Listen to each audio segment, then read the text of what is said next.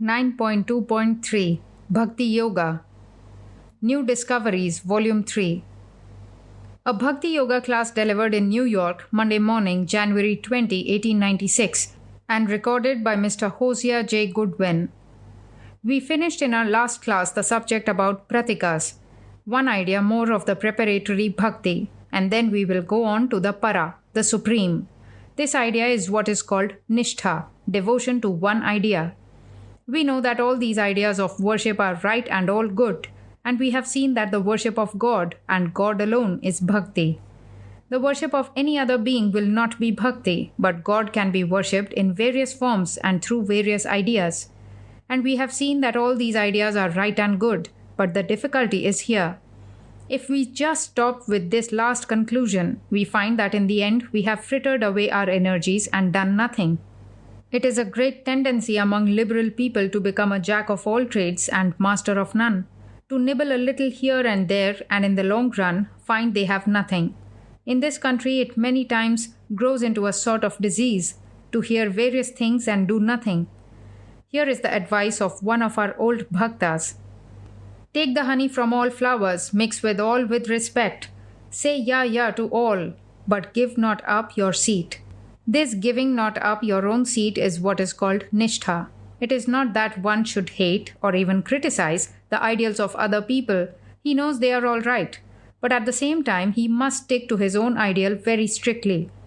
There is a story of Hanuman, who was a great worshipper of Rama. Just as the Christians worship Christ as the incarnation of God, so the Hindus worship many incarnations of God. According to them, God came 9 times in India and will come once more. When he came as Rama, this Hanuman was his great worshipper. Hanuman lived very long and was a great yogi. During his lifetime, Rama came again as Krishna, and Hanuman, being a great yogi, knew that the same God had come back again as Krishna. He came and served Krishna, but he said to him, "I want to see that Rama form of yours." Krishna said, "Is not this form enough?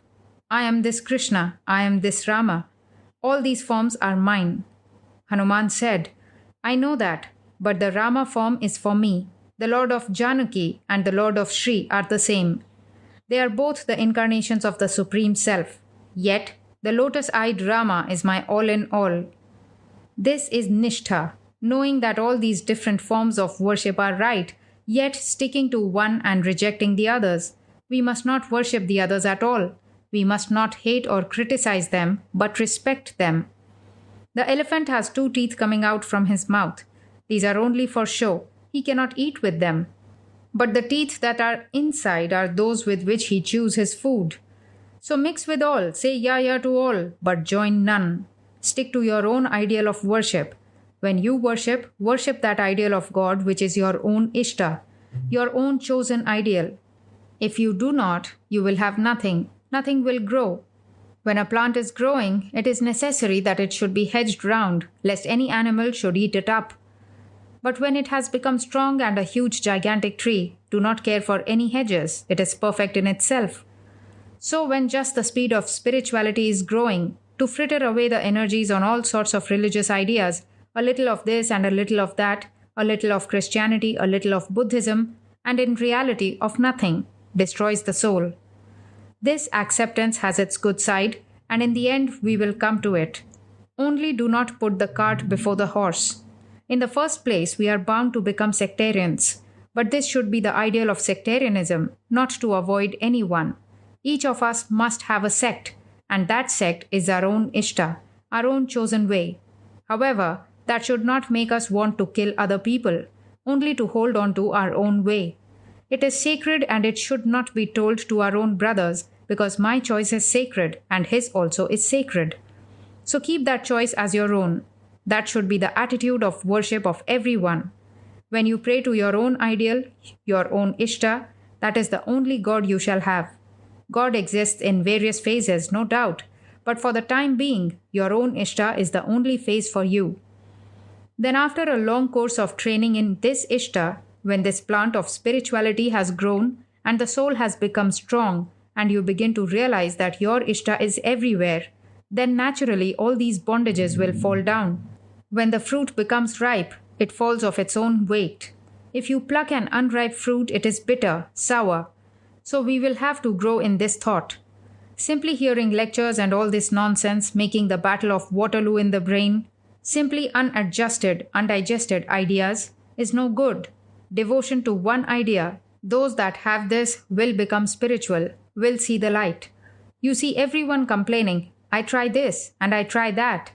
And if you cross-question them as to what they try, they will say that they have heard a few lectures in one place and another, a handful of talks in one corner and another. And for 3 hours or a few days they worshipped and thought they had done enough. That is the way of fools, not the way to perfection, not the way to attain spirituality. Take up one idea, your Ishta, and let the whole soul be devoted to it. Practice this from day to day until you see the result, until the soul grows. And if it is sincere and good, that very idea will spread till it covers the whole universe. Let it spread by itself. It will all come from the inside out. Then you will say that your Ishta is everywhere and that he is in everything.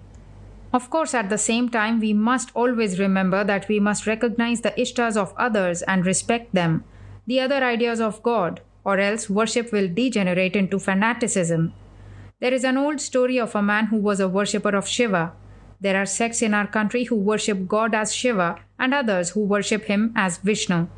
This man was a great worshipper of Shiva, and to that he added a tremendous hatred for all worshippers of Vishnu and would not hear the name of Vishnu pronounced. There are a great number of worshippers of Vishnu in India, and he could not avoid hearing the name. So he bored 2 holes in his ears and tied 2 little bells onto them. Whenever a man mentioned the name of Vishnu, he moved his head and rang the bells, and that prevented his hearing the name. But Shiva told him in a dream, "What a fool you are! I am Vishnu and I am Shiva. They are not different, only in name. There are not 2 gods." But this man said, "I don't care. I will have nothing to do with this Vishnu business." He had a little statue of Shiva and made it very nice, built an altar for it. One day he bought some beautiful incense and went home to light some of the incense for his god. While the fumes, smoke of his incense were rising in the air, he found that the image was divided into 2. One half remained Shiva and the other half was Vishnu. Then the man jumped up and put his finger under the nostril of Vishnu so that not a particle of the smell could get there. Then Shiva became disgusted and the man was turned into a demon. He is known as the father of all fanatics, the bell-eared demon. He is respected by the boys of India and they worship him. It is a very peculiar kind of worship. They make a clay image and worship him with all sorts of horrible smelling flowers. There are some flowers in the forests of India which have a most pestilential smell. They worship him with these and then take big sticks and beat the image. He, the bell-eared demon, is the father of all fanatics who hate all other gods except their own. This is the only danger in this Nishtha Bhakti, becoming this fanatical demon. The world gets full of them. It is very easy to hate. The generality of mankind gets so weak that in order to love one, they must hate another. They must take the energy out of one point in order to put it into another. A man loves one woman and then loves another. And to love the other, he has to hate the first. So with women, this characteristic is in every part of our nature, and so in our religion. The ordinary, undeveloped, weak brain of mankind cannot love one without hating another. This very characteristic becomes fanaticism in religion. Loving their own ideal is synonymous with hating every other idea. This should be avoided, and at the same time the other danger should be avoided. We must not fritter away all our energies, otherwise religion becomes a nothing with us, just hearing lectures. These are the 2 dangers. The danger with the liberals is that they are too expansive and have no intensity. You see that in these days religion has become very expensive, very broad. But the ideas are so broad that there is no depth in them. Religion has become to many merely a means of doing a little charity work, just to amuse them after a hard day's labor. They get 5 minutes religion to amuse them. This is the danger with the liberal thought. On the other hand, the sectarians have the depth, the intensity, but that intensity is so narrow. They are very deep, but with no breadth to it. Not only that, but it draws out hatred to everyone else. Now, if we can avoid both these dangers and become as broad as the uttermost liberals and as deep as the bluest fanatic, then we will solve the problem. Our idea is how that can be done. It is by this theory of Nishtha, knowing that all these ideals that we see are good and true, that all these are so many parts of the same God, and at the same time thinking that we are not strong enough to worship Him in all these forms, and therefore must stick to one ideal and make that ideal our life. When you have succeeded in doing that, all the rest will come. Here ends the first part of bhakti, the formal, the ceremonial, and the preparatory. You must remember that the first lesson in this bhakti was on the disciple. Who is the disciple? What are the necessary qualifications for a disciple? You read in the scriptures, where the speaker is wonderful, so is the listener. When the teacher is wonderful, so is the taught. Then alone will this spirituality come. Mankind generally thinks that everything is to be expected from the teacher. Very few people understand that they are not fit to be taught. In the disciple, first, this is necessary, that he must really want spirituality. We want everything but spirituality. What is meant by want? Just as we want food. Luxuries are not wants, but necessaries are wants. Religion is a necessary thing to very few, and to the vast mass of mankind it is a luxury. There are 100 things in life without which they can live until they come to the shop and see a new and artistic something and they want to buy it. 99 and 9/10% of mankind comes to religion in this way. It is one of the many luxuries they have in life. There is no harm in this. Let them have all they want, but they are entirely mistaken if they think they can fool God. He cannot be fooled. They will only fool themselves and sink down lower and lower until they become like brutes. Those therefore will become spiritual who want spirituality, who feel the necessity of religion, just as they feel the necessity of clothes, the necessity of work, the necessity of air to breathe. A necessary thing is that without which we cannot live, and a luxury is that which is simply the gratification of a momentary desire. The second qualification in the disciple is that he must be pure, and the other is that he must be persevering. He must work. Hearing is only one part, and the other part is doing. The second necessity in bhakti was the teacher. The teacher must be properly qualified. The main idea in that lecture was that the teacher must have the seed of spirituality. The teacher is not a talker, but the transmitter of spiritual force which he has received from his teacher and he from others, and so on, in an unbroken current. He must be able to transmit that spiritual current. When the teacher and the taught are both ready, then the first step in Bhakti-Yoga comes. The first part of Bhakti-Yoga is what is called the preparatory stage, wherein you work through forms. The next lecture was on the name, how in all scriptures and in all religions name has been exalted, and how that name does us good.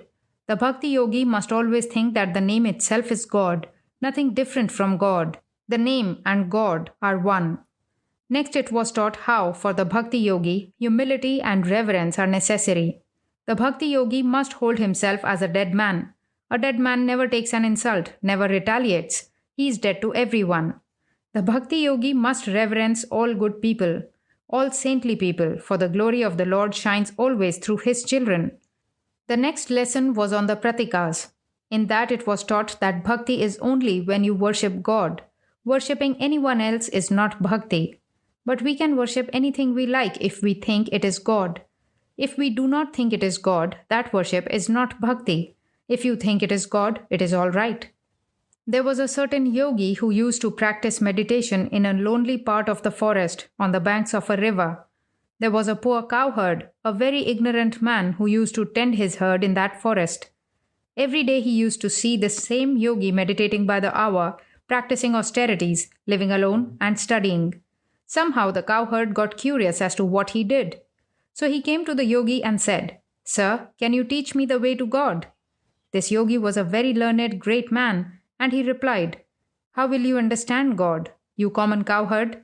Blockhead, go home and tend your cows and don't bother your head with such things." The poor fellow went away, but somehow a real want had come to him. So he could not rest, and he came again to the yogi and said, "Sir, won't you teach me something about God?" Again he was repulsed. "Oh, you blockhead, what can you understand of God? Go home." But the cowherd could not sleep, he could not eat. He must know something about God. So he came again, and the yogi, in order to quiet the man, as he was so insisting, said, "I'll teach you about God." The man said, "Sir, what sort of being is God? What is his form? How does he look?" The yogi said, "God is just like the big bull in your herd. That is just God. God has become that big bull." The man believed him and went back to his herd. Day and night he took that bull for God and began to worship it. He brought the greenest grass for that bull, rested close to it and gave it light, sat near it and followed it. Thus days and months and years passed. His whole soul was there in the bull. One day he heard a voice, as it were, coming out of the bull. The bull speaks. The cowherd thought, my son. Why, the bull is speaking. No, the bull cannot speak." Again he went away and sat near meditating in great misery of his heart. He did not know anything. Again he heard the voice coming out of the bull. My child, my child." He went near. No, the bull cannot speak. Then he went back again and sat despondent. Again the voice came, and that time he found it out. It was from his own heart. He found that God was in him.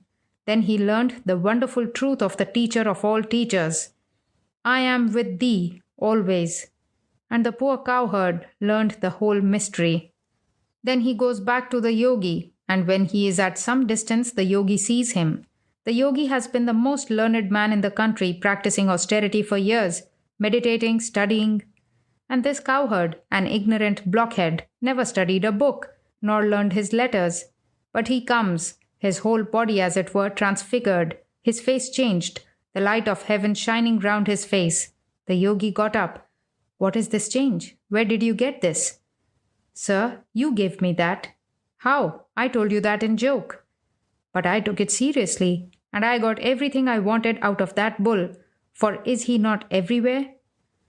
So that bull was the Pratika, and that man worshipped the bull as his Pratika, as God, and he got everything out of it. So that intense love, that desire brings out everything. Everything is in ourselves, and the external world and the external worship are the forms, the suggestions that call it out. When they become strong, the Lord within awakens. The external teacher is but the suggestion. When faith in the external teacher is strong, then the teacher of all teachers within speaks. Eternal wisdom speaks in the heart of that man. He need not go any more to any books or any men or any higher beings. He need not run after supernatural or preternatural beings for instruction. The Lord himself becomes his instructor. He gets all he wants from himself. There is no more need to go to any temple or church. His own body has become the greatest temple in the world, and in that temple lives the Lord of creation. In every country, great saints have been born, wonderful lives have been lived, coming out of the sheer power of love. So all these external forms of bhakti, this repetition of the name, worship of pratika, this nishtha, this ishta, are but the preparations until that eternal power wakes up.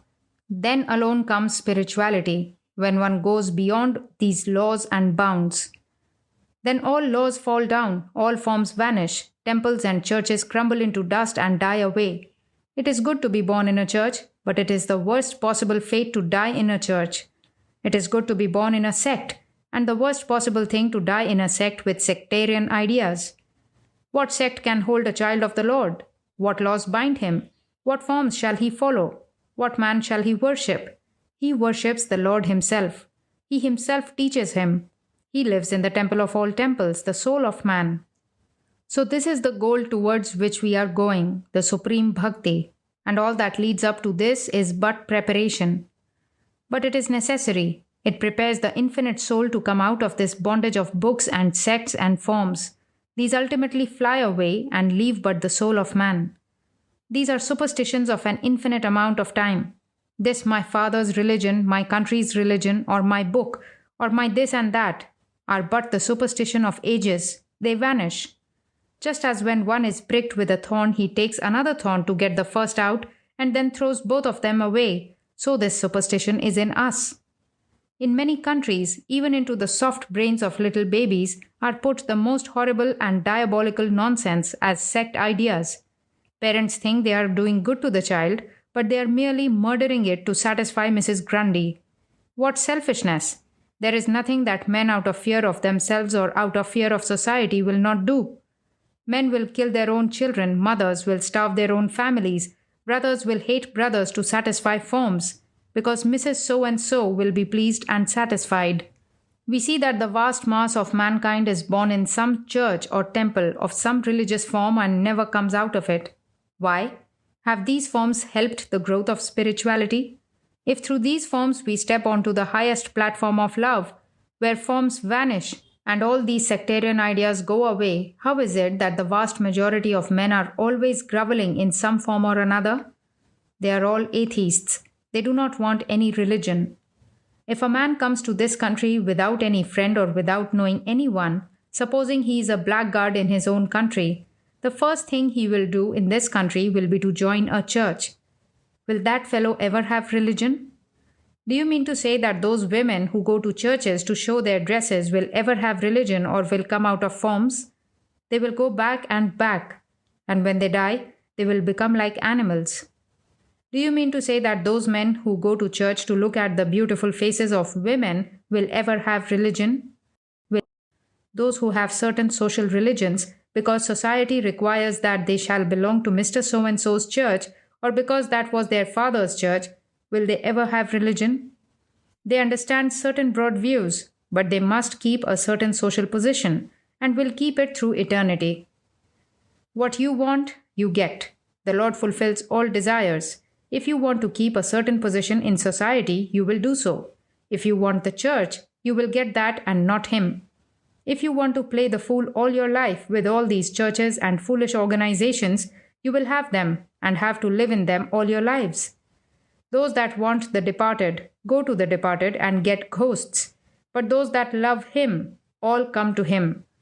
So those that love him alone will come to him, and those that love others will go to wherever they love. That drill business in the temples and churches, kneeling down at a certain time, standing at ease, and all that drill nonsense, all mechanical, with the mind thinking of something else, all this has nothing to do with real religion. There was a great prophet in India, Guru Nanak, born some 400 years ago. Some of you have heard of the Sikhs, the fighting people. Guru Nanak was the founder and also a follower of the Sikh religion. One day he went to the Mohammedans' mosque. These Mohammedans are feared in their own country, just as in a Christian country no one dare say anything against their religion. So Guru Nanak went in and there was a big mosque, and the Mohammedans were standing in prayer. They stand in lines, they kneel down, stand up, and repeat certain words at the same times, and one fellow leads. So Guru Nanak went there, and when the mullah was saying, "In the name of the most merciful and kind God, teacher of all teachers," Guru Nanak began to smile. He says, "Look at that hypocrite." The mullah got into a passion. "Why do you smile?" "Because you are not praying, my friend. That is why I am smiling." "Not praying?" "Certainly not. There is no prayer in you." The mullah was very angry, and he went and laid a complaint before a magistrate and said, "This heathen rascal dares to come to our mosque and smiles at us when we are praying. The only punishment is instant death. Kill him." Guru Nanak was brought before the magistrate and asked why he smiled. "Because he was not praying." "What was he doing?" the magistrate asked. "I will tell you what he was doing if you will bring him before me." The magistrate ordered the mullah to be brought, and when he came, the magistrate said, "Here is the mullah. Now explain why you laughed when he was praying." Guru Nanak said, "Give the mullah a piece of the Quran to swear on." In the mosque, when he was saying, "Allah, Allah," he was thinking of some chicken he had left at home. The poor mullah was confounded. He was a little more sincere than the others, and he confessed he was thinking of the chicken, and so they let the Sikh go. "And," said the magistrate to the mullah, "don't go to the mosque again. It is better not to go at all than to commit blasphemy there and hypocrisy. Do not go when you do not feel like praying. Do not be like a hypocrite, and do not think of the chicken and say the name of the most merciful and blissful God." A certain Mohammedan was praying in a garden. They are very regular in their prayers. When the time comes, wherever they are, they just begin, fall down on the ground and get up and fall down and so on. One of them was in a garden when the call for prayer came, so he knelt there prostrate on the ground to pray. A girl was waiting in the garden for her lover, and she saw him on the other side. And in her hurry to reach him, she did not see the man prostrate and walked over him. He was a fanatical Mohammedan, just what you call here a Presbyterian, the same breed. Both believe in barbecuing eternally. So you can just imagine the anger of this Mohammedan when his body was walked over. He wanted to kill the girl. The girl was a smart one, and she said, "Stop that nonsense. You are a fool and a hypocrite." "What? I am a hypocrite?" "Yes, I am going to meet my earthly lover, and I did not see you there. But you are going to meet your heavenly lover, and should not know that a girl was passing over your body."